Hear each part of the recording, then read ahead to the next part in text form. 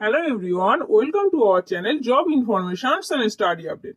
আজ চলে এসেছি পিএসসি তরফ থেকে প্রকাশিত হওয়া দুটি গুরুত্বপূর্ণ আপডেট নিয়ে। অবশ্যই সেই পিএসসি তরফ থেকে ঘোষণা করা হলো দুটি গুরুত্বপূর্ণ নিয়োগের বিস্তারিত। খুব শীঘ্র পিএসসি তরফ থেকে নিয়োগ করা হচ্ছে এক বিপুল সংখ্যক শূন্য পদে, এবং পাবলিক সার্ভিস কমিশনের তরফ থেকে জানানো হলো কবে হতে চলেছে এই নিয়োগ প্রক্রিয়া দুটি।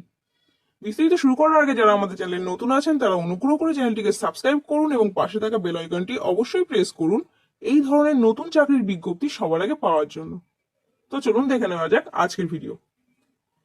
পিএসসি তরফ থেকে ঘোষণা করা হলো পিএসসি দুটি গুরুত্বপূর্ণ পরীক্ষার তারিখ।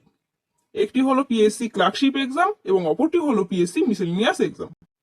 পিএসসি তরফ থেকে জানানো হয়েছে যে আগে মিসেলিনিয়াস পরীক্ষাটি নেওয়া হবে এবং তারপর ক্লার্কশিপ পরীক্ষাটি নেওয়া হবে, কারণ বিগত বছরের তুলনায় এবছর ক্লার্কশিপে এক বিপুল সংখ্যক প্রার্থী ফর্ম ফিল আপ করেছেন।